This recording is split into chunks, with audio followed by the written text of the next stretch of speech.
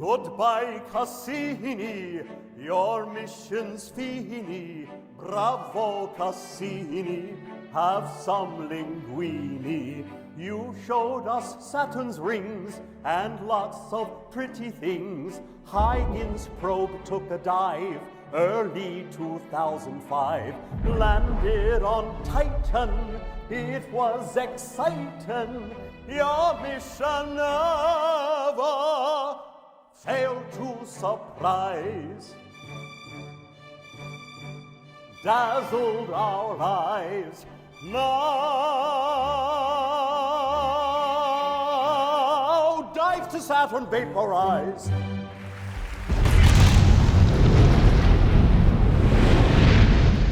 In 1997, an ambitious international mission launches to Saturn that would, for the first time, attempt to place an orbiting spacecraft around the planet and land a probe on a moon in the outer solar system. But it was a mission that had to fight its way just to reach the launch pad. Our Congress has had some agony over the program. We're going to have to operate under a very strict fund ceiling and an unyielding schedule. We are all going to have to strive for, as we go through this process, is a continual search for the least unacceptable solution. The journey to Saturn took 7 long years, and being captured into orbit depended on what would happen during just 3 hours. We chased everything that could go wrong down the rabbit hole. We went down every path of, if this goes wrong, what do we do? If that goes wrong, what do we do? All stations on net, SOI systems. Just an advisory, we're coming up on the time that the critical sequence will initiate the turn to the SOI burn attitude. This was one of those moments where you're either in orbit or you're a billion-dollar flyby. Flight, SOICOM. Go ahead, SOICOM. The Doppler has flattened out.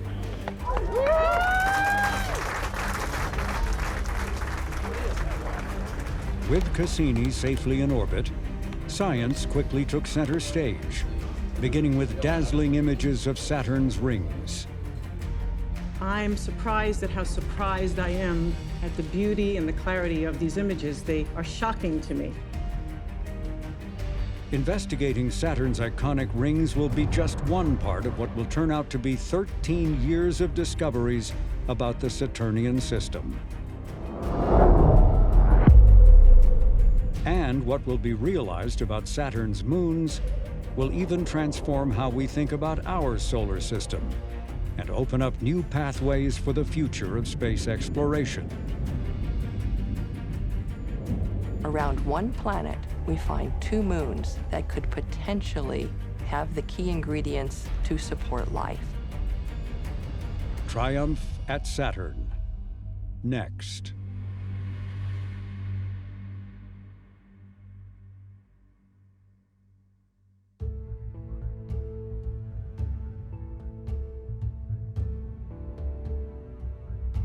For some scientists, the Saturnian moon Titan has been a higher priority for exploration than even Saturn or any other planet. That's because Titan may resemble what Earth was like billions of years ago, making this moon a kind of time machine that preserves in deep freeze many of the conditions that led to life on our planet. Titan is the only moon in our solar system having a dense atmosphere made mostly of nitrogen, just like the Earth. There are smaller amounts of methane and ethane that break down into organic compounds, creating the moon's smoggy orange haze. Titan's extremely cold temperatures turn some gases into liquids, which led scientists to wonder, could Titan have oceans, made not of water, but of liquid methane and ethane? These questions made the unmasking of Titan a major objective of the Cassini-Huygens mission. And before the release of the Huygens probe, Cassini would have the first opportunity to see this moon close up. With hopes sky high that the spacecraft might see Titan's surface, scientists were eager to share the 5-hour-plus flyby live with the world. And you're watching live coverage from the Jet Propulsion Laboratory in Pasadena, California. Tonight, the Cassini spacecraft has its first close encounter with Saturn's largest and most intriguing moon, Titan. This is the closest we have ever been to Titan, and over the next 5.5 hours, we hope to see the best images we have ever seen of Titan. And here on NASA TV, you will see those images just minutes after they actually arrive on the ground. And right on cue, the images began streaming down. But it quickly became apparent that Titan wasn't ready for its first close-up. We have just received exciting word that we have the first image in. Okay, so this looks like, boy, it takes a bit of processing to bring out features. What appeared at first glance to be black and white smudges left scientists and viewers alike puzzled as to what they were seeing. Look at that. Look at that. And we don't know what it is.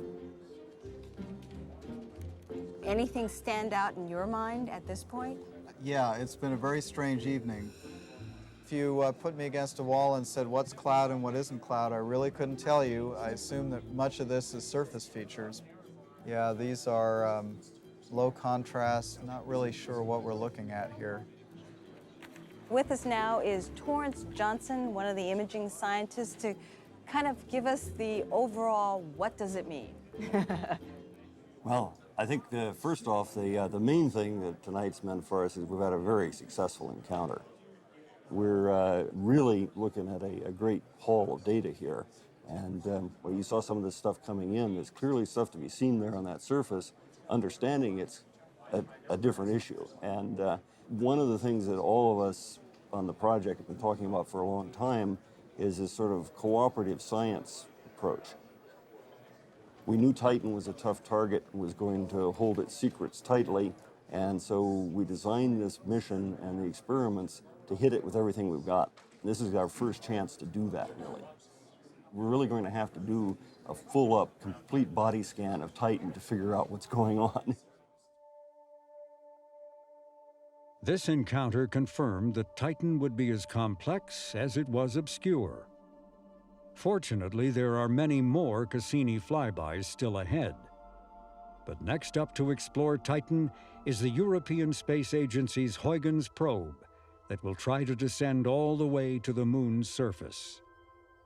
The procedure here is pretty standard. We're going to follow right through the MOP. The idea is a series of brief reports from 8 weeks have passed, and it is the eve of Christmas Eve as leaders of the Cassini-Huygens team hold a go, no-go meeting on whether to release the Huygens probe.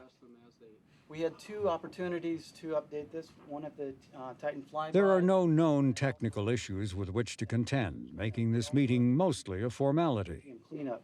Navigation has flown a precision trajectory, so there was no need for us to make any updates. Tracking data has been absolutely excellent lately. DSN has been doing a really good job, and Julie's team has doing a marvelous job. She has given us recently really great maneuvers, so without that... Yeah, don't jinx it, Jerry. Don't jinx it. I'm just raising my expectations. There go the pagers. I know, yeah. Because I jump because the pager goes off. Based on what we've heard here from the representatives of the people that did the work, it's very clear that the orbiter JPL part of this team is ready to proceed.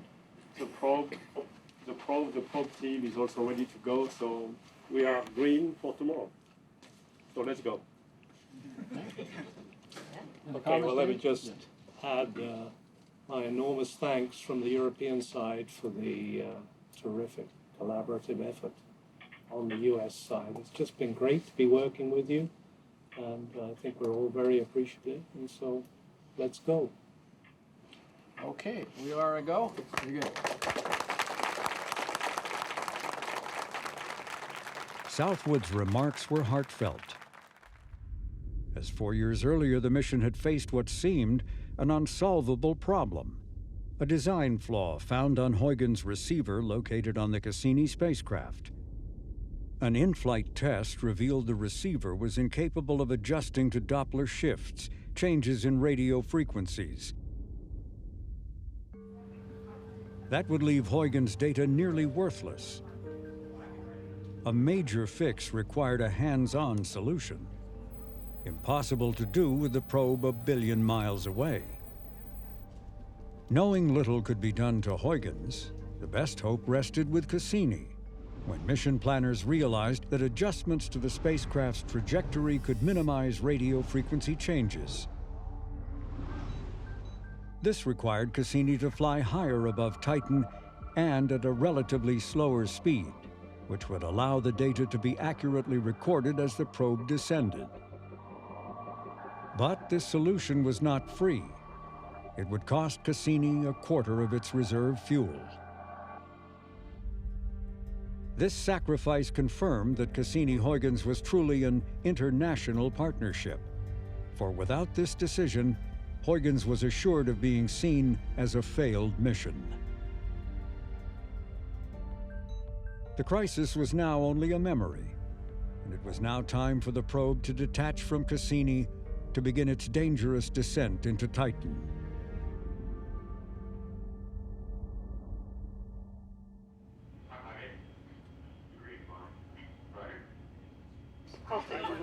Flight director, we're going to do a final pull here. There's a JPL saying that for some celestial reason, major mission events always seem to happen on holidays, weekends, late at night, or a combination of the three. The probe's release is no exception to the rule. It is Christmas Eve. I'd like to start the poll in 5 minutes. On hand to show their support for the Cassini team are leaders of the Huygens probe, JPL Director Charles Alachi, Caltech President David Baltimore, and arriving just in the nick of time, JPL veteran Tom Gavin, whose job title includes the phrase, Mission Success. Nothing like cutting it close. Nothing, well, Or you lost signal. well, I knew you'd have under control. Right? Yes, sir. He came for when we received the signal. That's the important thing. Got it all. When will they acquire the signal, do you think? Earliest carrier lock is 729.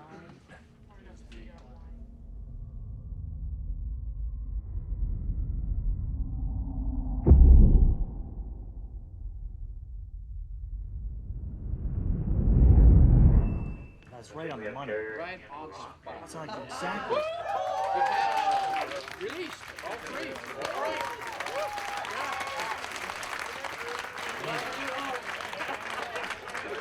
We see a big. Okay, you're on your own now, you know. With the Huygens probe now on its own, silently free-falling to Titan for the next 21 days, the Cassini team can relax and enjoy the holidays, especially New Year's Day. That was because JPL was sponsoring a float in the Pasadena Tournament of Roses parade for only the third time in the lab's history. The float featured 9 JPL missions. The one at the top was Cassini.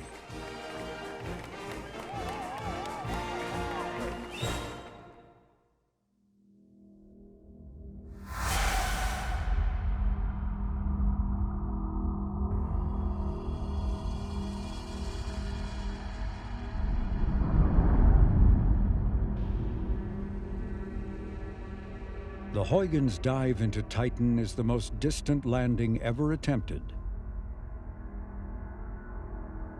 The descent through the atmosphere is expected to take more than 2 hours. The hope is that the probe's batteries will last long enough to reach the surface. What it will be like, no one really knows. Because there could be lakes or seas of methane, the probe has been designed to float.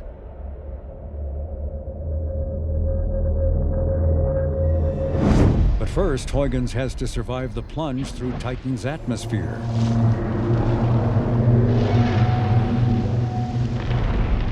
The entry speed is more than 12,000 miles per hour. Soon, temperatures are soaring over 3,000 degrees Fahrenheit.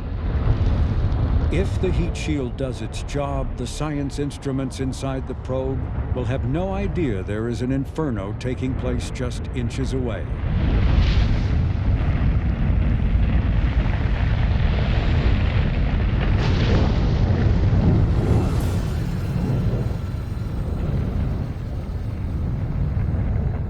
After surviving the initial phase of the descent, the first of 3 parachutes deploys.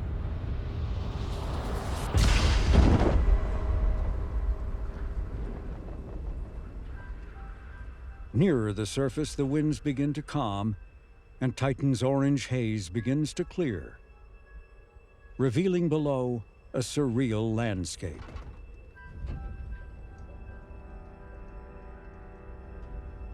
So imagine descending down through a misty, cloudy atmosphere, and suddenly below you breaks this vista of this very bright hill with channels that are carved by liquid, with rounded pebbles that were evidently rolled and tumbled by liquid. That was what the Huygens probe saw, and it showed us that methane not only is in the atmosphere, but has been raining and producing weather and carving features in the landscape for long periods of time.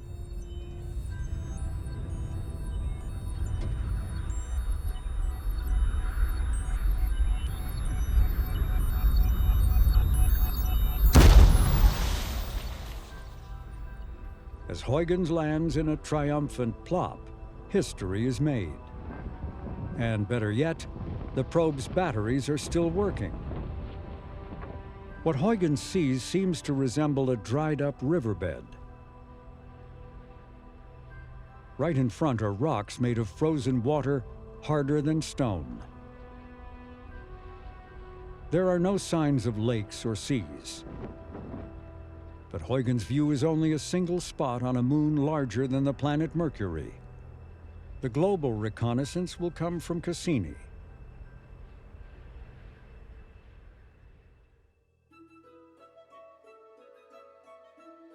On many of Cassini's orbits around Saturn, the spacecraft will fly near Titan, allowing navigators to use the moon's mass to alter trajectories while at the same time conserving fuel. These flybys are also opportunities to use Cassini's powerful radar to penetrate through swaths of the moon's hazy atmosphere. The radio waves that bounce back from Titan's surface can be turned by scientists into topographical maps. Piece by piece, swath by swath, Titan is revealed. Let's start at the beginning and run to the end and just see what interesting things we see, and maybe you can point out the things that you've seen too. Okay, here's the new swath as it comes through here. Titan really is, in some ways, a kind of a cosmic striptease act, because we can't see the surface in the normal wavelengths that our eyes would use, and the radar operates by making images in narrow strips. And so strip by strip in different places, Titan has been unveiled. Here, can everyone see? In that slide, you can see a feature that runs almost perpendicular to the altimetry track. So we see the end of the dunes here, and you see the dunes peter out, and they get brighter, which is interesting here. Massive dunes are seen, made not of sand, but of organic molecules containing carbon. From the email traffic last night, I sort of gather nobody sees a magic island in the data that we have, correct? I think that's correct. I'll tell you what, you want to zoom in on the beginning of that? A large dark basin turns out to be a lake full of methane. It is the first of hundreds of deep lakes and seas that will be found.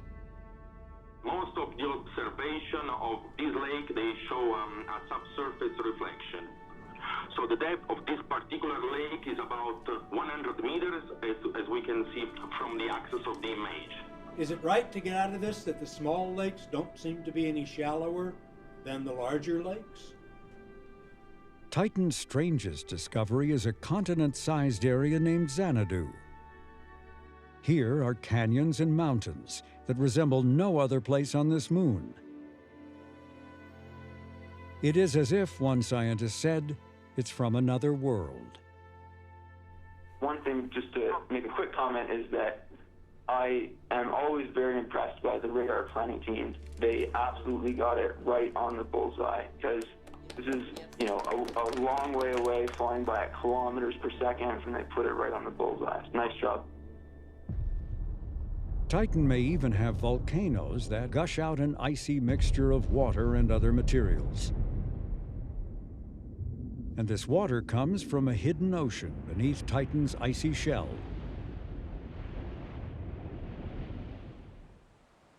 And whenever water is mentioned, it's not long before the question is raised, is this a place that could possibly support life? Giant Titan, the size of the planet Mercury, has a global liquid water ocean underneath its icy crust, as well as methane lakes and seas at the North Pole. And we wonder, could those methane lakes and seas support a different kind of life? So that's really opened our eyes. There's still more that was discovered. This moon has weather and seasons. Here it rains, not water, but methane that floats down like snow. It's so Earth-like that this is a very familiar place. The chemistry in the atmosphere is much more complex than expected, and the system as a whole is just as intricate as Earth in terms of the atmosphere interacting with the surface and the materials on the surface. Titan has a methane cycle just like Earth has a water cycle. And being able to watch that in action, seeing the lakes on the surface, the channels that have been carved into the surface, and then actually seeing clouds forming in the atmosphere and rain, the effect of rain on the surface. That whole cycle has been one of the things that's been absolutely spectacular.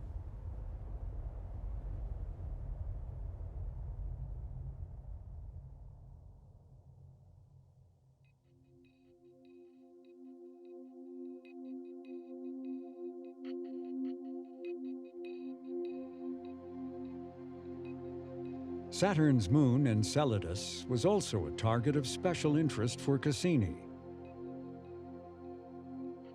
It is the most reflective object in the entire solar system. And a great mystery was why this moon seemed to have so few craters. Theories abounded. Might there be some internal heat source that melts ice on the surface, which then fills in the holes? Could volcanoes or geysers account for the moon's shiny facade?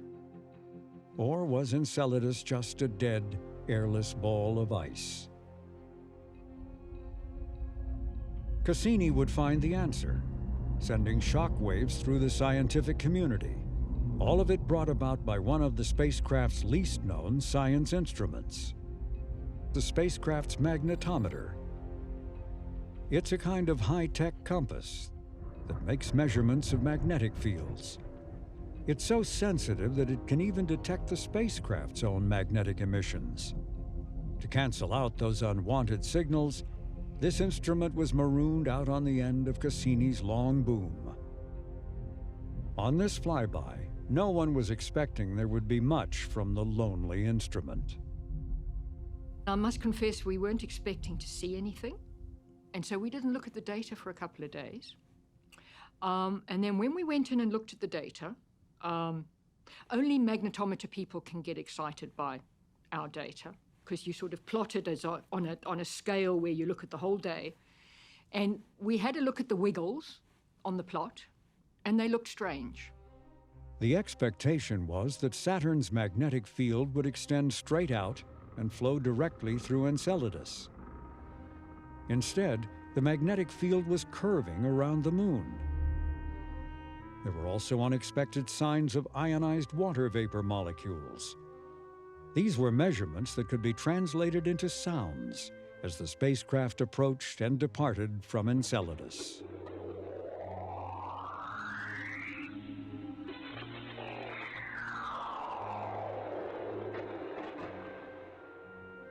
And so it was clear that there was a source of water group ions in the vicinity of Enceladus. And in addition to that, there was something strange going on in the magnetic field. It looked as if Enceladus was a much bigger obstacle to the flow of plasma and field coming from Saturn. It was almost as if the magnetic field of Saturn and the plasma of Saturn were being stood off from the surface of the moon. Unsure of the accuracy of the data, Dougherty and her team awaited the results of a second, closer flyby. And I must confess, we looked at that data straight away. We were a little concerned about the calibration of the instrument, but that there seemed to be something in the data which was pointing to an atmospheric signature of some kind. And at that stage, we were talking about an atmosphere covering the entire surface. Not everyone on Dougherty's team agreed. For one thing, tiny Enceladus lacks enough gravity to hold an atmosphere in place. In hopes of solving the mystery, Dougherty proposed flying even closer to Enceladus on the next flyby. Doing so would upset trajectory and science plans long ago mapped out, but Dougherty's argument won the day. Navigators plotted out a new course that sent Cassini skimming just over 100 miles above the moon. For the couple of nights before that flyby, I didn't sleep. What happened if we had seen nothing at all? No one would ever have believed anything I said again. And I didn't sleep well at all. But then we got the data back, and it was spectacular. In the southern polar region, Cassini found the landscape free of craters, yet littered with house-sized boulders of ice, carved out along bluish trenches that scientists dubbed tiger stripes. The moon would no longer be known for being smooth. Here was a fractured surface, containing crisscrossing faults, folds, and ridges. These crevices tell us that Enceladus is geologically alive. From these fissures, more than a mile deep, geysers are erupting. Nicknamed Cold Faithful, they are continuously spraying out massive jets of ice particles and water vapor.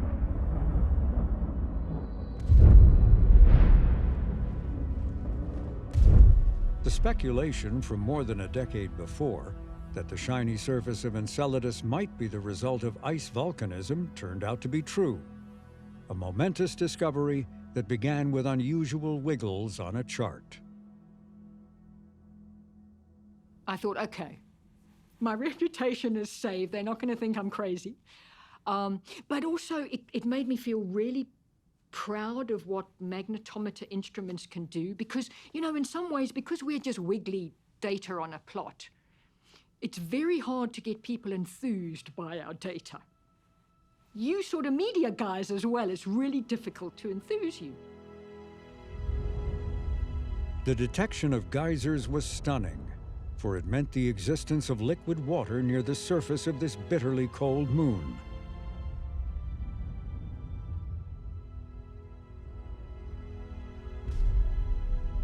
And that turned Enceladus in an instant into a prime target for the remainder of the mission.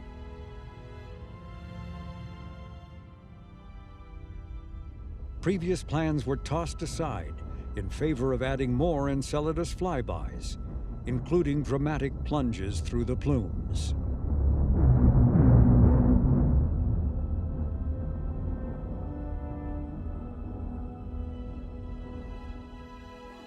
What is that? And look at this little thing here, the circular feature.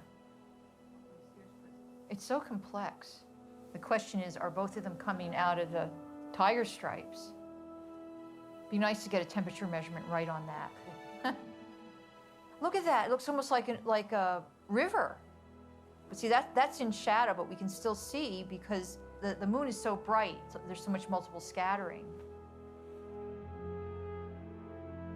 Enceladus is as small as it is bright. This small when compared to Earth and our moon. Given its diminutive size, it was thought Enceladus would have long ago lost any interior heat.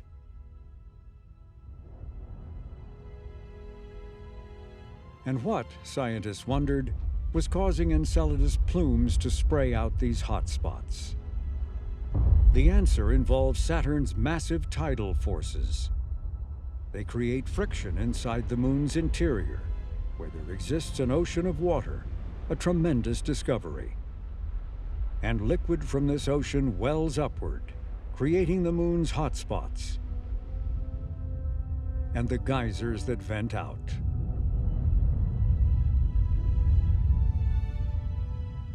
And from these plumes, scientists discovered that the moon's ocean contains salts and complex organic molecules, likely created by hydrothermal vents, the exact conditions believed to have given rise to life on Earth.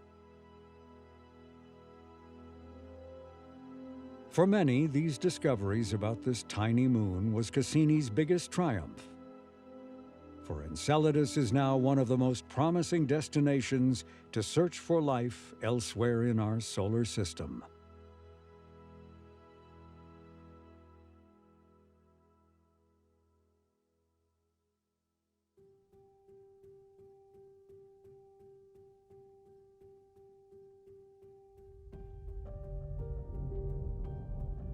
Cassini's discoveries during the first 4 years at Saturn raised new questions to answer.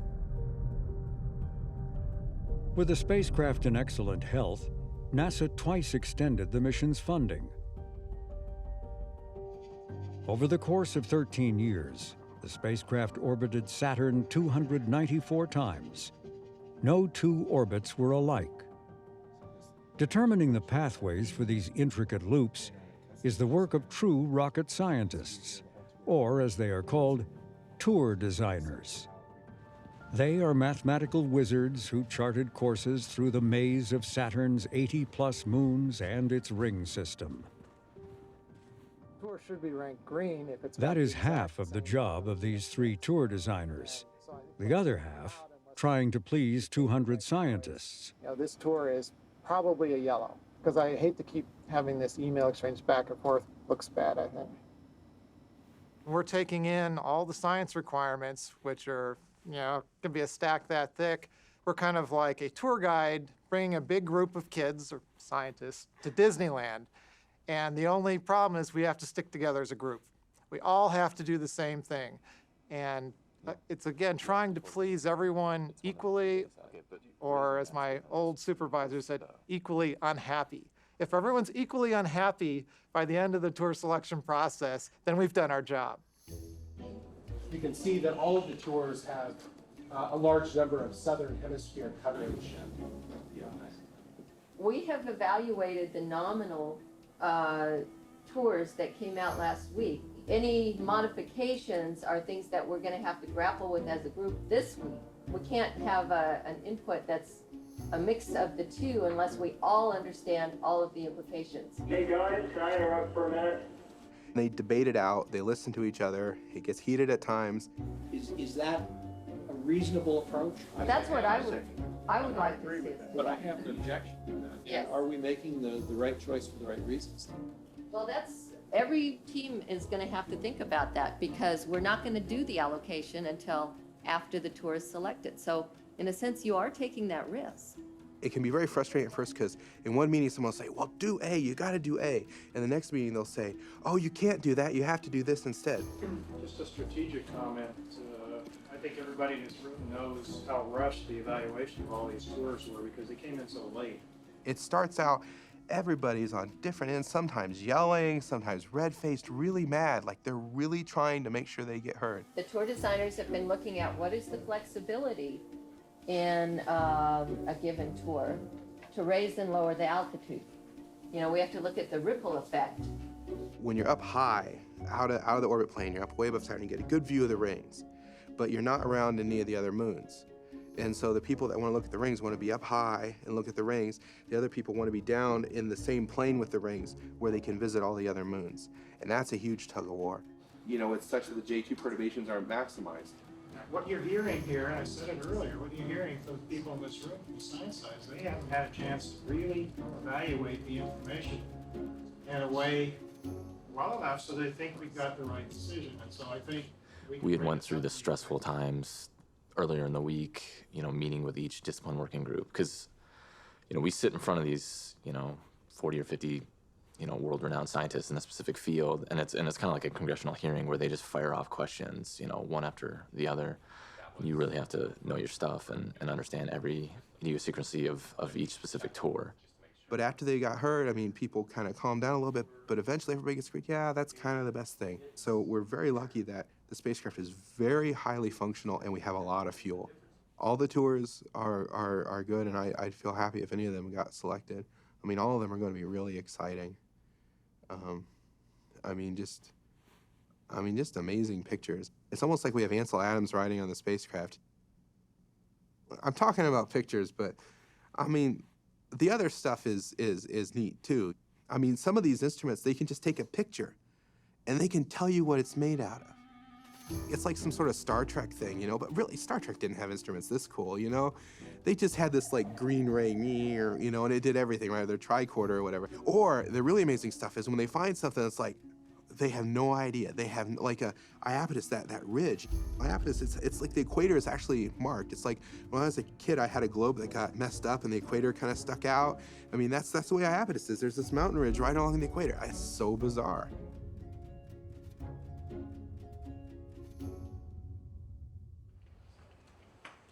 This meeting was only one of several taking place. It is at this larger gathering where the proposals of the tour designers, representing a year's worth of work with little time off for weekends and holidays, will be judged. Compared to the usual agenda, today is turned upside down. And the reason for that is tour design is the main topic of this whole meeting. You'll notice that there's some filming or video going on. This is a JPL activity to document how decisions are made on projects and what. Well, they go have a cutting and editing process, so I'm not sure that we'll recognize it necessarily when it's. In any case, it's like the worst take-home final ever invented. You have 200 professors, you know, and the hardest questions you can think of, and you're just kind of slogging through it, trying to get it done, and then you hand it in. PF7, 11, they're both very much like 6 and 6H9. It kind of feels good to have it handed in, but you're not really awake enough for really much of emotion or anything. So you end up with a Titan flyby at apoapsis and or at periapsis, and then you come back, then you do a pi transfer, then you crank up again. So there's a lot of inclined time in this, and when it comes From an infinite number of possibilities, the tours are whittled down to 9. Next, the science teams are to rank them as green, acceptable, yellow, partially acceptable, or red, not acceptable. But it sounds like 6, H9, and 8 should either both be red or both be yellow. But wanting more wiggle room, scientists introduce a new color to the voting: lime. Okay. 6H9, 3 greens, a lime, and a red. I mean, it's kind of like our job was over, we're just waiting to hear the result. I mean, I guess it's kind of like the jury coming in, but you're too tired to care what your sentence is. So you're talking about PF9 for Titan? Eventually, a consensus is reached. Applause.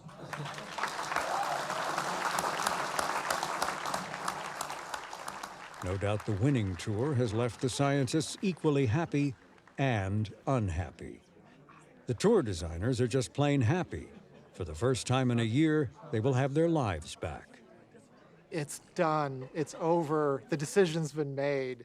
You know, we were happy, but also just absolutely felt like your truck had run over you.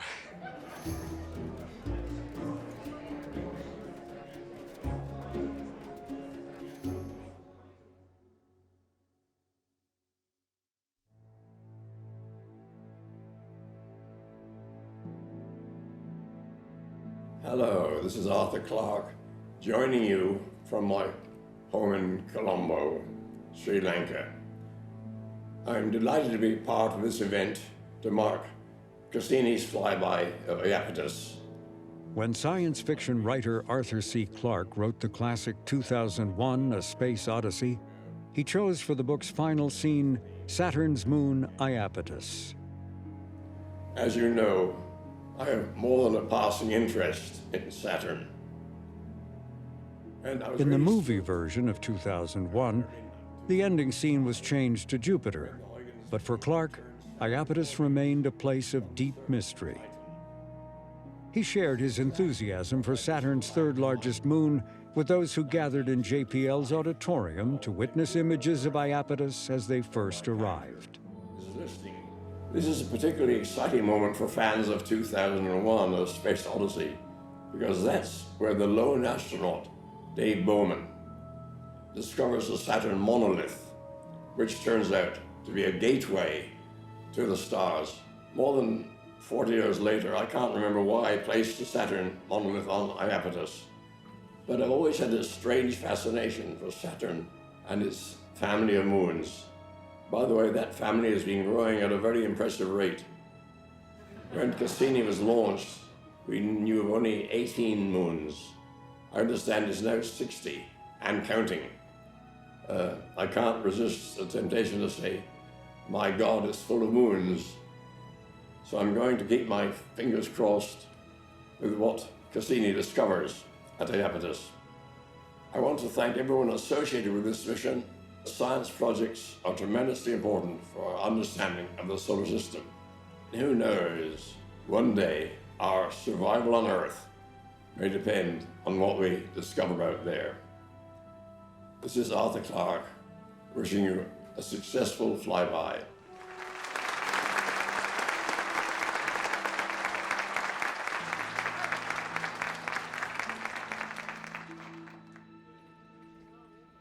What Cassini saw at Iapetus was breathtaking.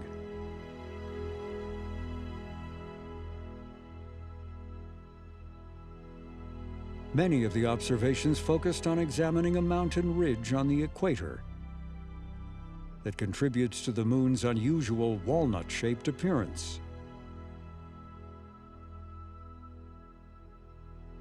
These mountains, made mostly of ice, are among the tallest in the solar system, soaring 12 miles high, more than twice that of Mount Everest. Scientists have more than one idea as to how they may have formed. One thought is that perhaps when Iapetus was more fluid or pliable, it was spinning very, very fast. And so it sort of bulged out at its equator as it was spinning, and as it cooled off, then it held that shape, actually had that mountain range going around it. While the bulge remains to be solved, scientists believe they are on more solid ground as to the reason why Iapetus is so starkly black and white. One of the puzzles going all the way back to Voyager is that dark material coming from inside Iapetus, maybe some kind of volcanic eruption, or is it coming from outside? And Cassini solved that puzzle. Turns out that there's a captured moon, Phoebe, in the outer part of the Saturn system. Dust from Phoebe comes in and it gets swept up onto one side of Iapetus, coating that side in almost a charcoal black material. This black material absorbs heat from the sun, turning the moon's water ice into a vapor that accumulates like snow, falling on the trailing side of Iapetus. The result is the moon's distinct yin and yang veneer.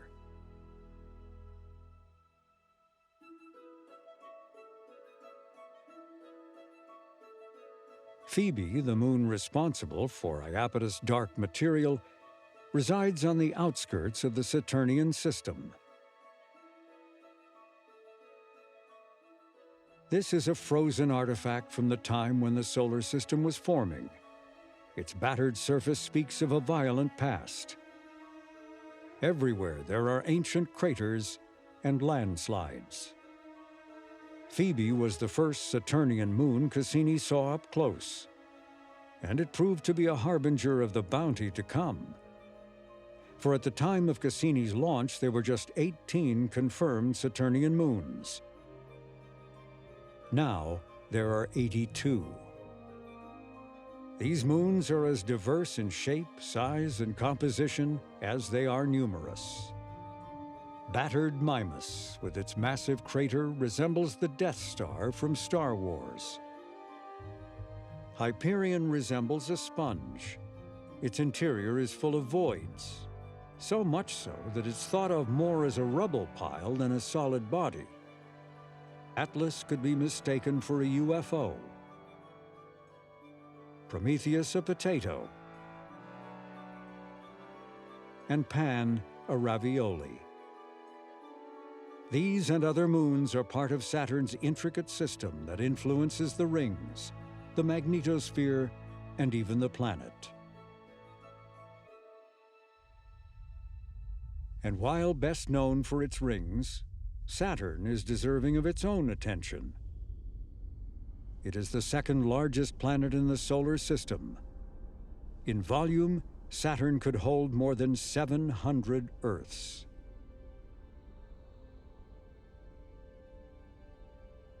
Composed mostly of helium and hydrogen gases, the planet has no solid surface, although deep within there is thought to be a dense core of metals. Despite its size, Saturn is astonishingly light, less dense than water. If it could be placed in an imaginary giant bathtub, Saturn would float. The planet's spin rate is also impressive. A Saturn day is only 10.5 hours long. This rapid rotation causes the planet to bulge out at the equator and flatten at the poles. Saturn's butterscotch exterior appears bland and calm, but this appearance is deceiving. Beneath the cloud tops is a churning cauldron of lightning and wind speeds that can reach over 1,000 miles an hour. At about every 30 Earth years, Saturn experiences a megastorm. Cassini had the good timing to witness one. This raging storm would grow to encircle the entire planet. Even more amazing is what can be seen at Saturn's poles. Saturn has something unique in the solar system. It has a hexagon circling the North Pole. It's a 6-sided jet stream. You can almost imagine horses on a racetrack racing around the hexagon. We don't know why it keeps its 6-sided shape. It's some kind of a wave pattern that goes around Saturn, but it's very stable. It's been there for decades. It's about 2 Earth diameters across. At the very center, right at the North Pole, there's a giant hurricane. It's about half the size of the continental United States, with wind speeds about 4 times a typical hurricane force wind. A second monster storm was discovered at Saturn's south pole. It is also ringed with towering clouds, but lacks a hexagon. And while this vortex looks like a hurricane, it doesn't behave like one. These are just some of the wonders of Saturn witnessed by Cassini. But still to come is an entirely different way to explore the planet as the spacecraft nears its end.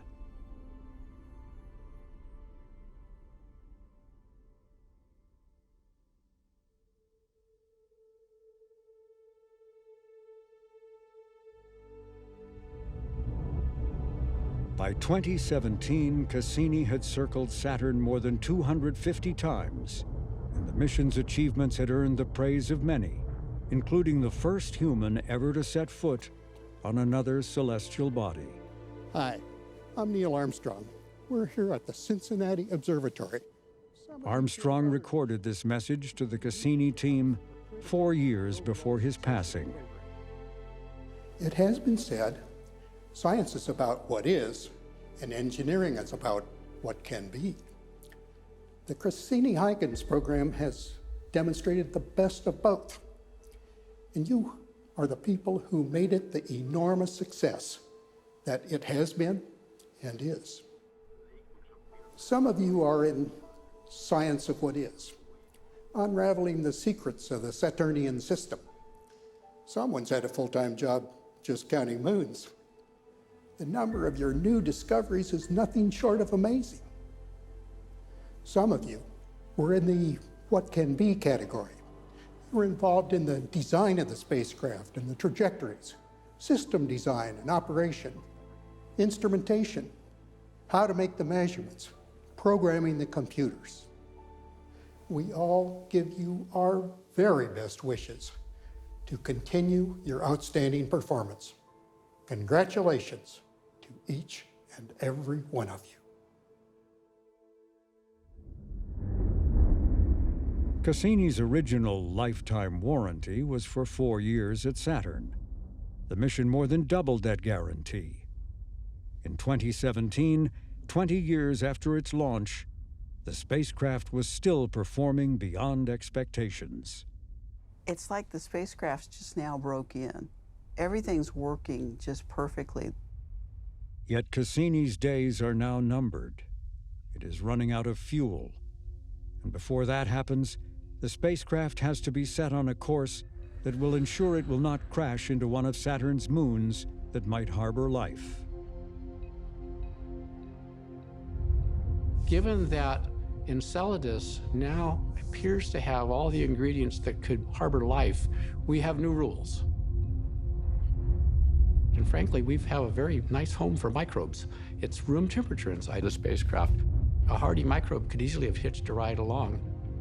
We went through a lot of studies on disposal options for the spacecraft. Some of them were to take it into a very long, loopy orbits of Saturn, where it would be stable for thousands of years. But the scientific benefit wasn't there. We also had options to go back to Jupiter, go out to Uranus, go to the Trojan asteroids. We could have exercised a lot of those options, but none of them had the strength and appeal of a scientific mission at Saturn. We were built for Saturn. Saturn was absolutely just bristling with things we hadn't yet explored. Once we chose to stay, we had to figure out how to dispose of the spacecraft cleanly. It's decided to end the mission by plunging Cassini into Saturn, but not before attempting to dive 22 times between the planet and the rings, a place no spacecraft has ever been.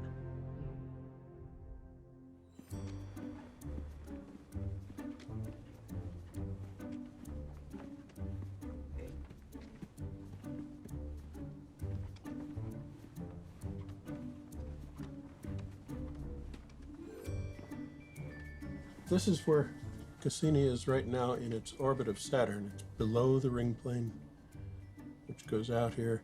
We'll come over the top of the rings again in a few days. We do this every 7.5 days. On April 22nd, the spacecraft will fly fairly close to Saturn's big moon, Titan.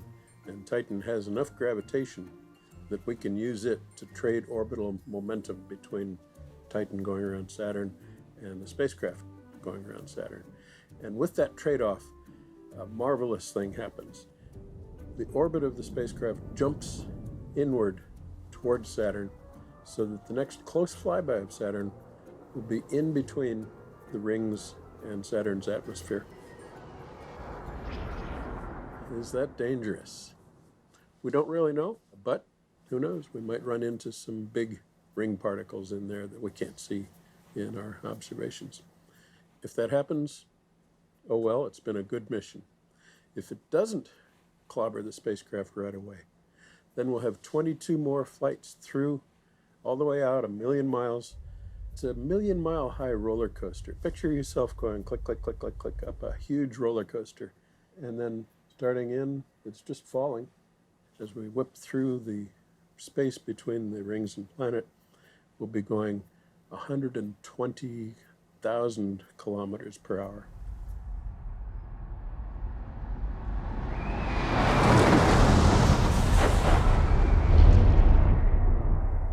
The most important thing, I think, is the moment when Cassini's signal reaches the Earth.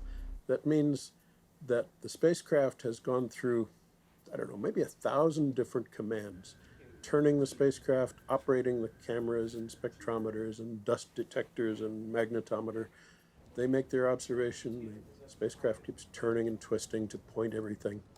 And the moment the signal hits Earth, we know that all of that in the past day has been successful. And I think that's party time.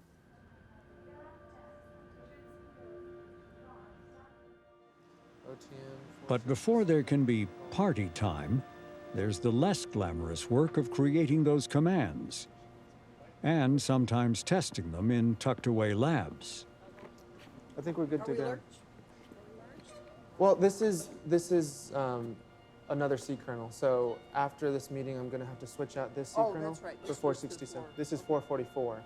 And Right. this won't run in real time because it's synced up to the real spacecraft clock. So we're just going to leave it sitting there so it's got a reminder of when the first one is. Right. So the first AACS command is at 10:52:38. Yeah, this is interesting. What we're setting up is we're Potentially, I guess practicing a main engine maneuver. We could need in the last few weeks of the mission to either come up out of the atmosphere or go down into the atmosphere. So actually we're just simulating about a 1 meter per second main engine burn. So the engine's going to burn for how many seconds? I'm not sure actually. 4 or 5 seconds? Do you remember? Jody? Jody, how long does the burn last? On 1 meter? About 6 seconds. 6, okay. And what the spacecraft does is the spacecraft always starts from Earth point, and it does a roll, and then it does a yaw, and then you'll unyaw, and then unwind, and come back to Earth point, and then relay all the data back down to Earth. We'll be able, because we're in the integrated test lab, we'll be able to see all the data in real time. So we're actually going to call it out in real time since we're practicing it. What does SWAMBO stand for? It stands for She Who Always Must Be Obeyed. You should take about 29 minutes. So here it is. Wind yaw turn. And they're calling something out right now. Systems? Systems. Systems. The wind roll turn is complete. The reaction wheels have powered off. Oh, there it is. Up, here we go. Hey, attitude control. You weren't listening. Nope. I They said- wasn't listening. They said it. Okay. Tina called it out. Tina, I can't hear you. I'm sorry. You and Masashi are going to have to speak up. You're going to have to develop your Julie voice. She was literally just saying the words, "Oh, I have to announce," when you said, "Call out the burn status."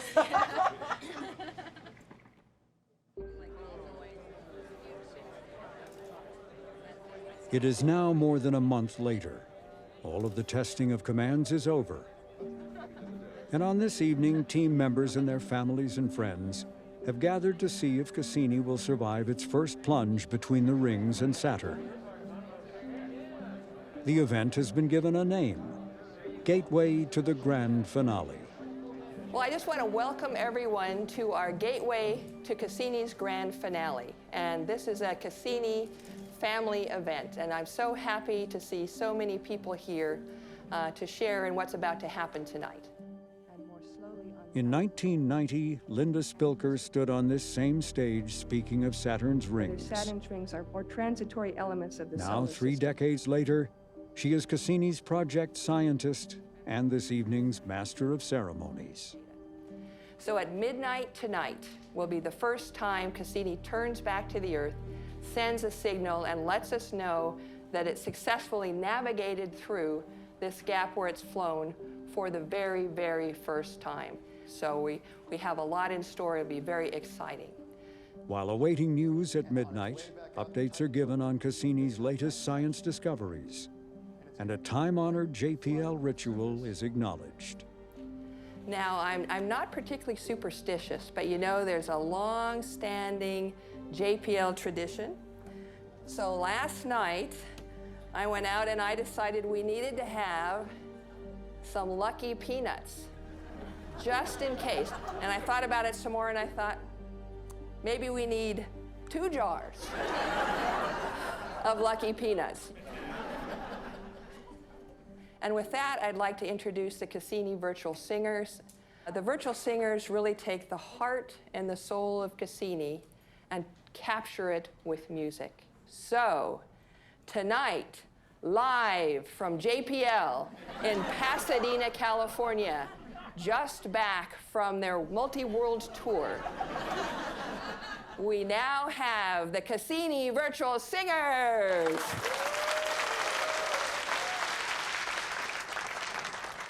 Cassini flies over the ocean. Cassini flies over the seas. Cassini flies through the living things.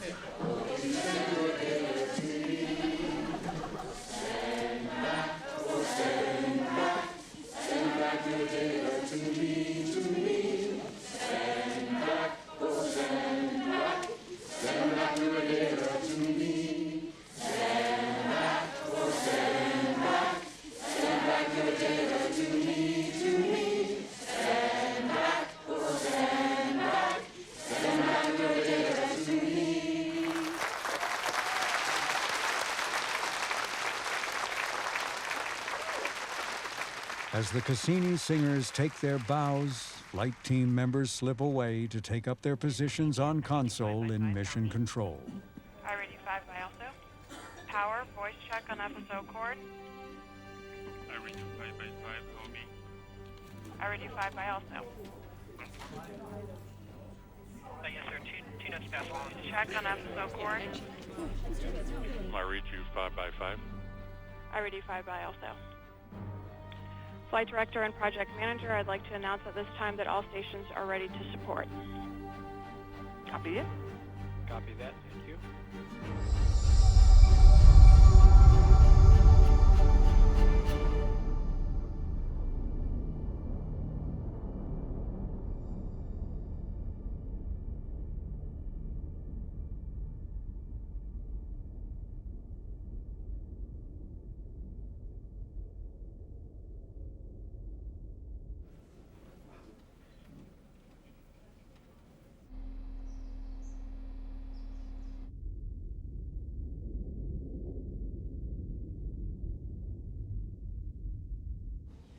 Okay, what we're looking at here is the mission support area, and they each have their various stations looking at different aspects of the spacecraft, and they just went through a check to make sure that everyone can hear everyone else in the MSA, and we also have sound into that room as well.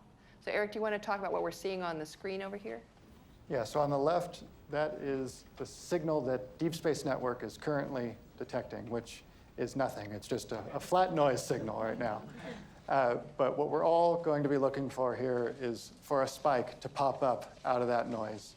And when we see that spike, it means that we're receiving a signal from Cassini. We have X-band carrier signal detection in the open loop receiver.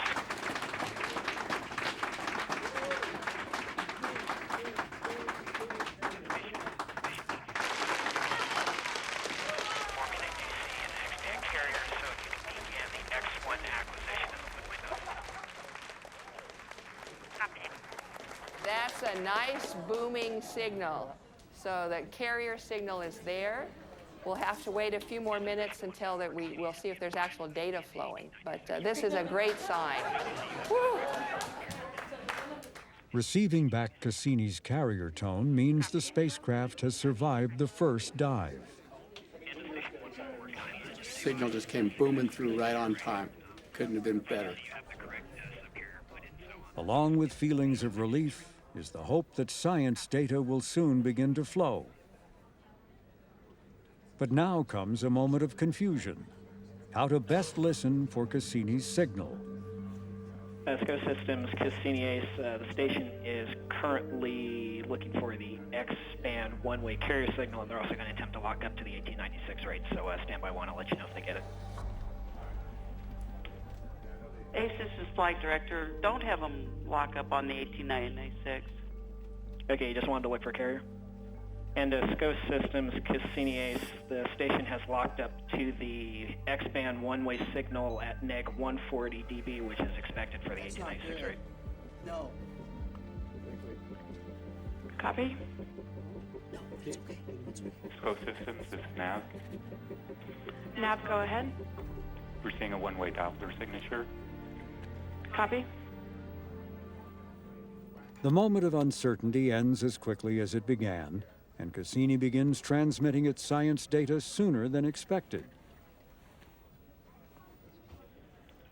Flight Director on net.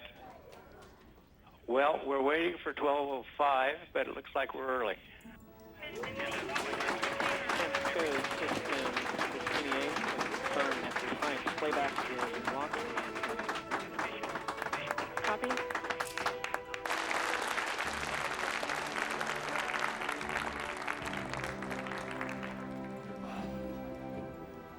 Oh my God. Well, if there's any more questions, I'd be happy to take questions. I mean, this is the big moment that we waited for, and it's here, and it's every bit as good as we had hoped. We're okay for 22 weeks. We're okay now. The spacecraft went through the ring plane just clean as can be. There were no indications of fault protection. Telemetry data playback is exactly where it's supposed to be. we can all go home. We don't have to spend all night fixing everything up. The spacecraft's in perfect shape.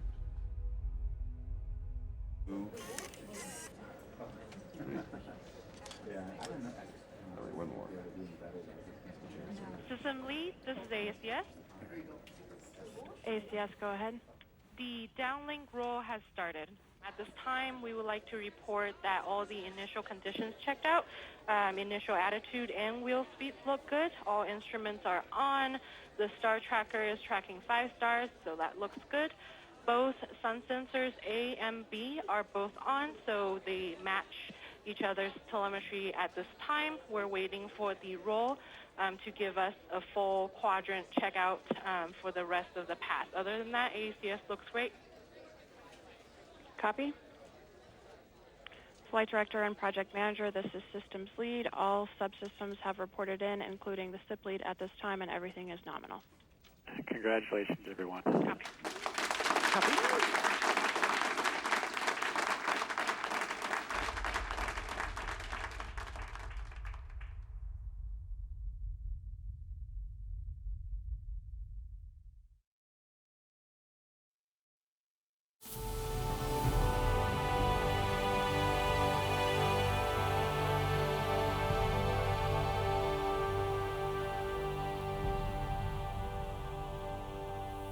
Hello everyone, I'm Ye Hill and welcome to NASA's Jet Propulsion Laboratory. After 2 decades in space, NASA's Cassini spacecraft reached the end of its remarkable journey of exploration. Today, the spacecraft made its final approach to the giant planet and plunged into the Saturn's upper atmosphere, ending this extraordinary mission. But due to the vast distance between Earth The and Cassini mission has actually not ended. Not yet. The grand finale event is still a week away. This is a rehearsal. The sun isn't up yet, and more than 1,500 Cassini scientists, engineers, alumni, their friends and family have gathered in Mission Control here, Von Karman Auditorium at JPL, Beckman Auditorium at Cal. What's true for engineers is also true for JPL's public communications team. A little pre-planning to work out the kinks can be worth its weight in gold. Australia. It's 4 a.m. here in California. The loss of signal really happened at about 3:30 Pacific time, a half hour ago. Why is the team here? We thought it'd be over. We will be checking back with you in just a couple more minutes. There is a huge crowd at Beckman Auditorium at Caltech right now. Cassini science team member Morgan Cable is there. Morgan, what is it like out there? Hi, Gabe. This is Morgan here at Caltech, and the atmosphere is electric. I believe we're going to a bumper. And I'm one of those hoping that Cassini will hang in there and fight for the very last seconds of data. What's going on? Well, we've just got the word that Cassini has given us its last bit of data. The room is celebrating, lots of hugs going on, a few tears. With me now is NASA Director of Planetary Science, Jim Green. Jim, thanks for joining us. You know, Gay, this really has been a historic mission. Before we do that, let's take a moment to chat with JPL Director Mike Watkins. What's your feeling about the success of the Cassini mission? You know, I could not be more proud about the role that we've had in this mission. With me now is Alvaro Jimenez, the ESA Director, and the Director of Science, ESA Director of Science, Roberto Battiston?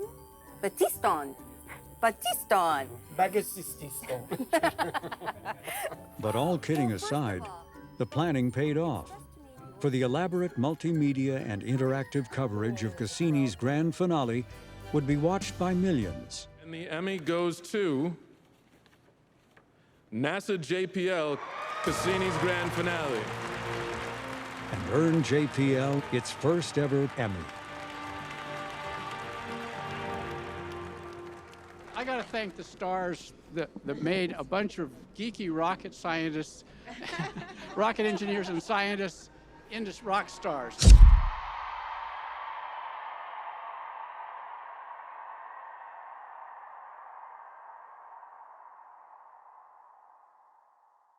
Here's the Huygens image of the gullies. Less than a week remains before Cassini's end, and team members from around the world are arriving to take part in the grand finale.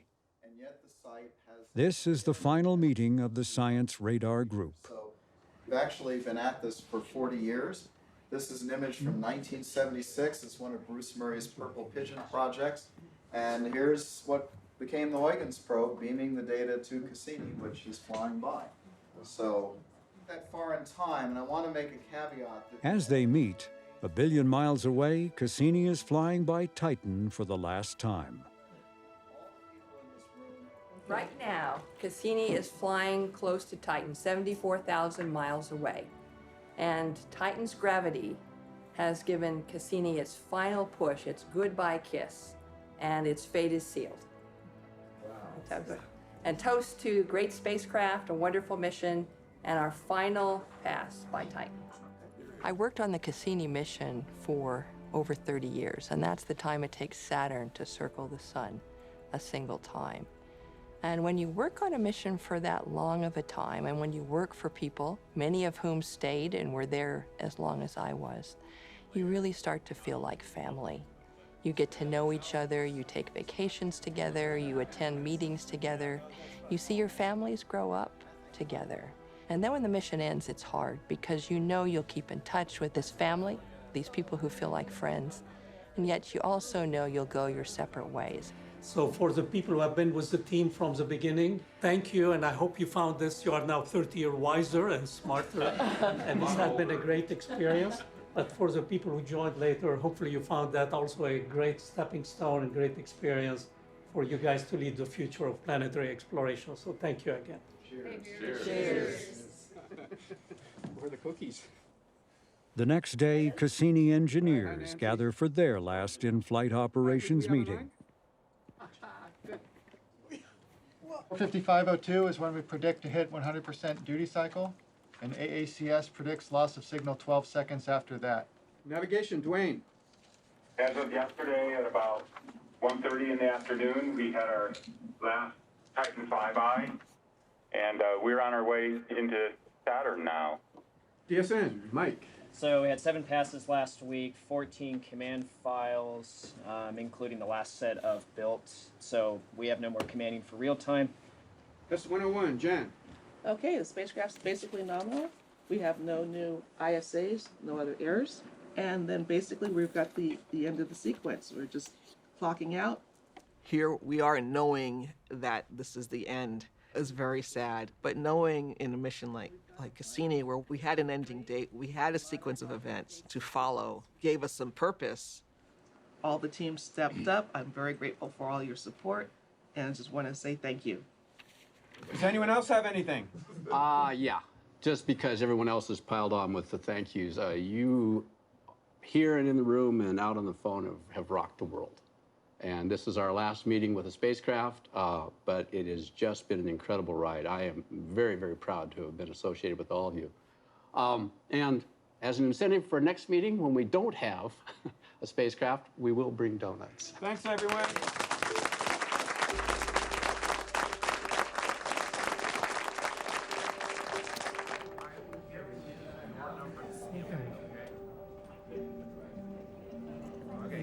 I know you're already rosy. There's 2 hours. 2 hours. 2 hours. 2 hours to go. Yep. It is now 2:55 in the morning in California. We've got about 2 hours to go till the end.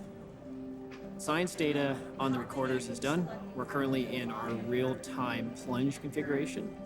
So everything now is essentially real-time data from the instruments as we go into the planet. The FFTs will begin to fade and decrease, and then at just one point they'll just disappear entirely, and that'll be the end. That'll be the end.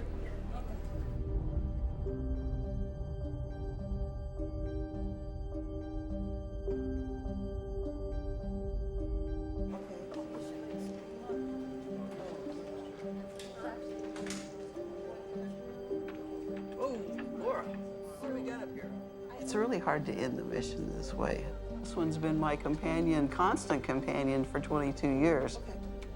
My job has always been take care of the spacecraft. Everything's working just perfectly. I mean, you have to recognize the fact that we're out of propellants, but I have no idea how I'm going to feel. Look, this is my screen up here. So this screen here is the last 10 minutes of the one up at the top. The one at the top is kind of the big picture. And this one has atmosphere model. This is also the last 10 minutes, but this one does not have atmosphere model. So what we're hoping to see when we get to the very end and get into the atmosphere is this one's gonna start being different from this one. Right now they look very similar. Once this one starts changing from this one, then we know that we're in the atmosphere and we're experiencing drag on the spacecraft. About a minute before loss of signal. The other spot we've got over the attitude control system, those charts on the right of that screen are showing thruster activity, and we're going to watch those just go right up the wall, so to speak. And again, for about a minute. I mean, everything happens so fast right now. Okay.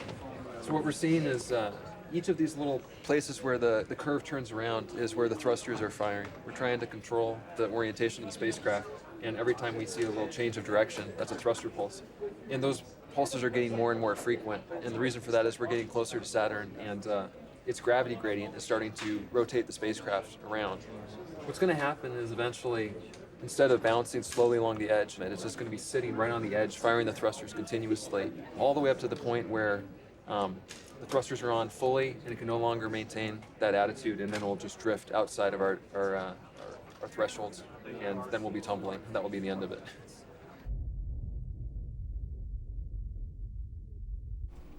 When do we want to tear up the ceremonial anomaly plan?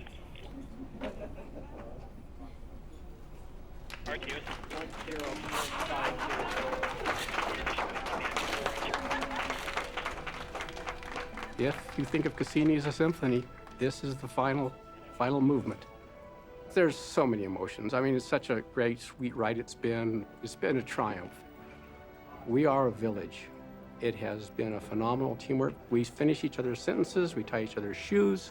It is absolutely going to be something that I will never be able to recreate, and I will miss it greatly. Among those arriving is Mike Watkins. These were not always at 3 a.m. and 5 a.m., right? Were you able to get any sleep before this? A couple hours, a little bit. Watkins is 1 year into leading JPL. The fourth JPL director Cassini has seen.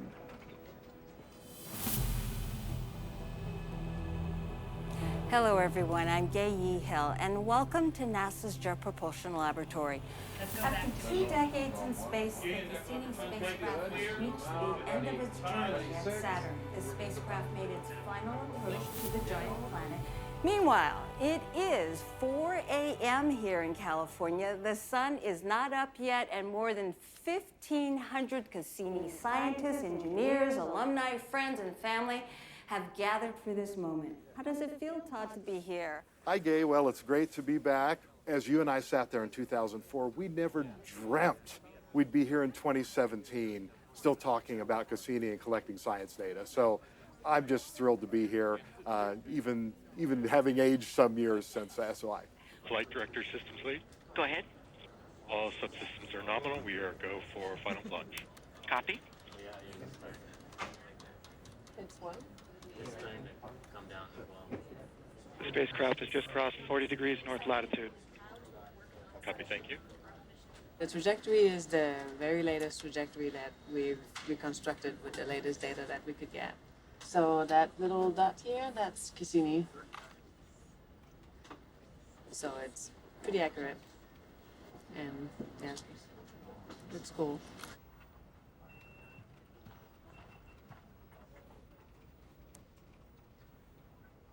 Systems Lead, mission planning. There you go. Go ahead, mission planning. Spacecraft has just crossed 30 degrees north latitude. Altitude is 6,000 miles. Copy, thank you. Miles. Yeah, fun to calling out miles, that's weird. Yeah. Yeah, so we usually don't use them. Like, We never use mine. Well, we are a little over 10 minutes away from the loss of signal, so we will be focusing our attention to the control room very soon now. But before we do, let's take a moment to chat with JPL Director Mike Watkins. So, Mike, how are you feeling? Well, first, good morning. Yes, very early We morning. always tend to do these events somehow at 3 in the morning or 5 in the Why morning. did we do that? But you know, it's kind of a bittersweet event for all of us, I think. For me personally, it's more sweet than bitter because Cassini's been such a fantastic mission. But I think, you know, one of the important things about these events is to celebrate the incredible hard work, the decades of hard work of the team that designed, built, and operated Cassini. And that's really, right, the heart of the spacecraft is really the people that worked on it, and the people that have been operating it. And this is a great time to celebrate that level of dedication, that devotion, you know, to work on something for 10, 20, 30 years. That's sort of unparalleled in human history.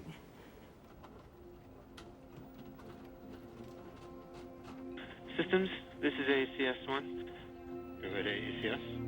We're still waiting for transition to high rate mode, but it looks like we're going to start accumulating thruster on time at a higher rate now, and our attitude control error is starting to be more active. Copy. And we are in the atmosphere. Copy, thank you.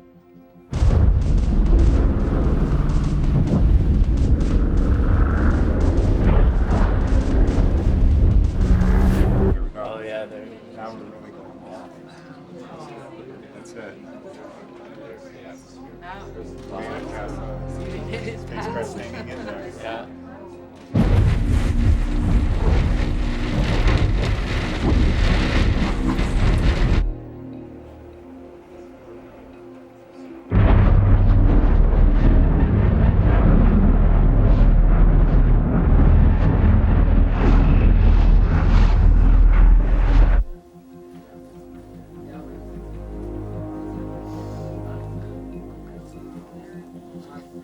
Flight Director Ready Science.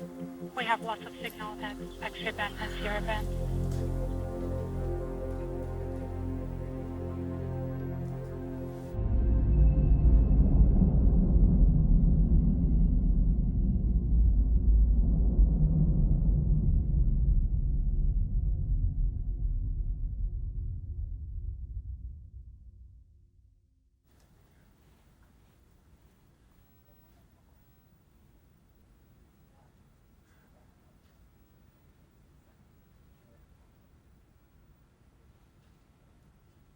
Project Manager, Flight Director.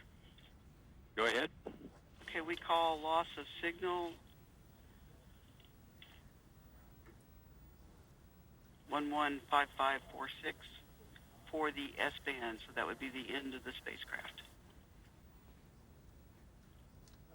Project Manager on FSO Quard. I hope you're all as deeply proud of this amazing accomplishment. Congratulations to you all. This has been an incredible mission, an incredible spacecraft, and you're all an incredible team. I'm going to call this the end of mission. Project Manager off the net.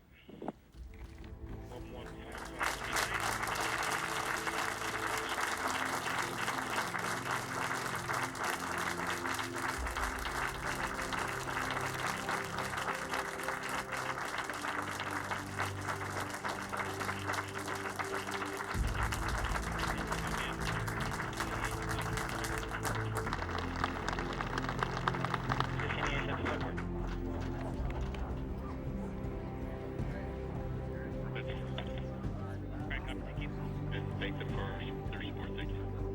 We will have 4335 and 74 Cassini agents. 4335. My feeling was I want to hug somebody and share saying goodbye. And that was hard. It was hard to say goodbye. And 74, if you're listening, Project Manager, Program Manager has confirmed end of mission at 115546. This concludes Cassini's 13-year exploration of the Saturn system. The looks that you see on people's faces, we're not acting. We felt that. You're looking at raw emotion at that point. I thought I was going to be okay, and I wasn't. We did it, and it worked, but it's over. Now what? Doing this long time. Yeah, let's do another one. Yeah, let's do another one.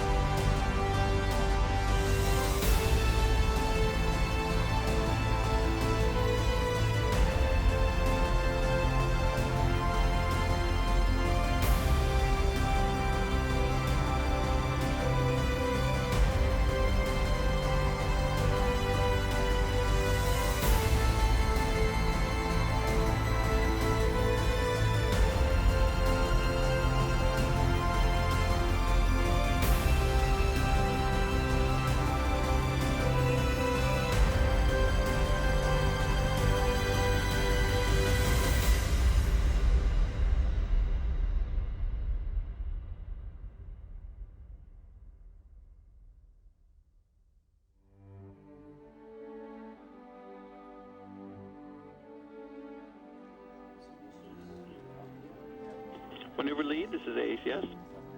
ACS, go ahead. The post-burn unwind roll turn is complete.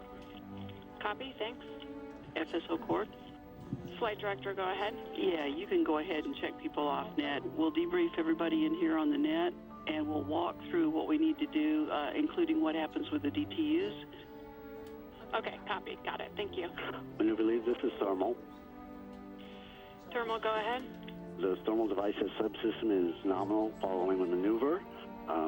Requesting permission to go off the net. Copy, sounds good, thanks for your support. Copy that. Tom, go ahead. Yeah, I'd like to report that telecom is nominal, the subsystem is nominal, and the Doppler and telemetry look good, so we would request to sign off the net. Copy, sounds good, thanks for your support. CDS, go ahead. Yeah, we note that the CDS system is nominal at this time, and we'd like to sign off the net. Okay, copy, thanks for your support. Power is nominal, and I'd like to request permission to get off the net. Copy, Pigs Tower. Maneuver lead, system fall protection. SFP, go ahead. I can confirm no fall protection activity, and all telemetry is per predict as of page 10 on the procedure, and SFP would like permission to go off net. Okay, copy, thank you. Final status for the OTM on our side is about 1 sigma off. Request for signing off. Okay, copy, thank you.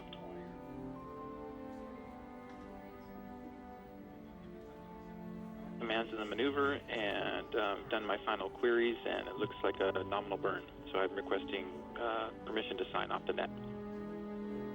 Okay, copy, thanks for your support. Maneuver lead prop. Prop, go ahead. Burn time was nailed within about half a second, so it looks like a good RCS burn with respect to prop.